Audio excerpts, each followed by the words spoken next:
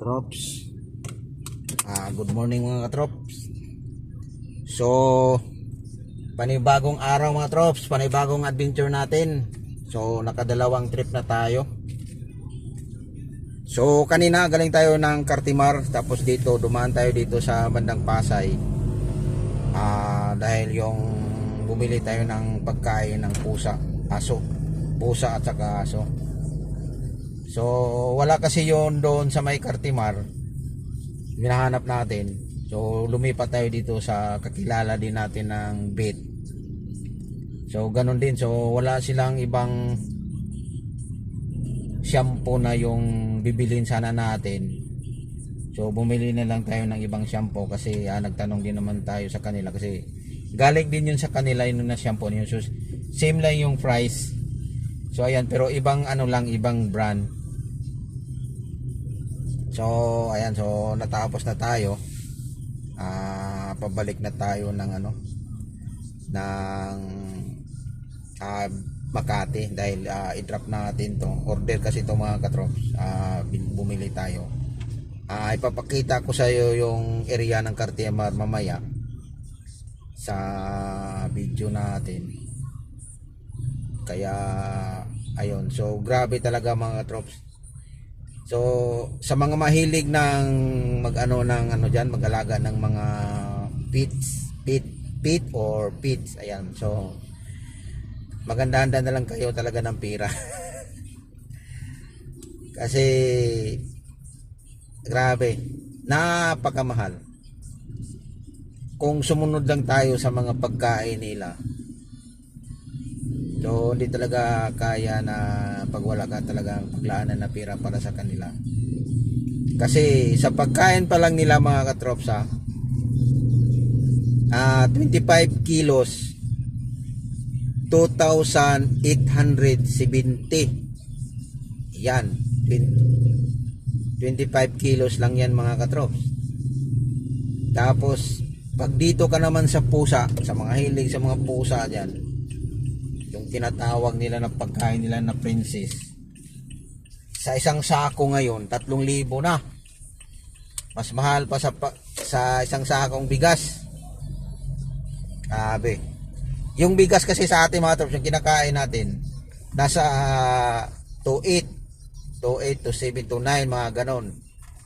So bagay, bibili pa tayo ng ulam.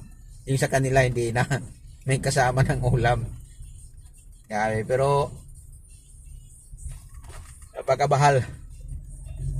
So hindi naman pinagbawal na mag-alaga tayo ng ganon na hayop. Pero sa gusto lang. Kaya sinasabi ko lang sa inyo na hindi nagakot yung babae, hindi siya makapunta-punta sa gilid. Katros yung babae, kanina pa yan sinya-sinya lang kamay niya dahil lilipat siya.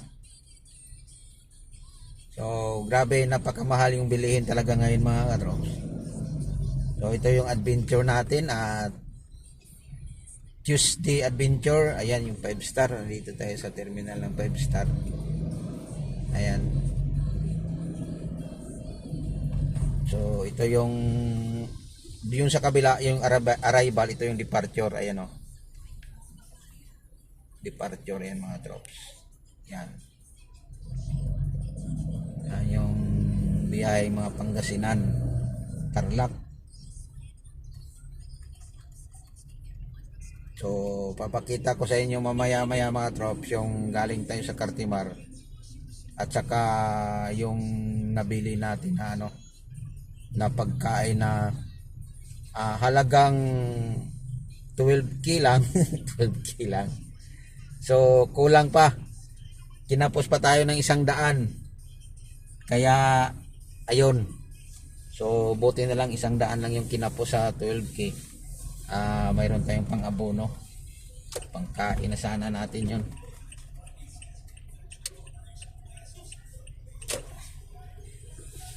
Pero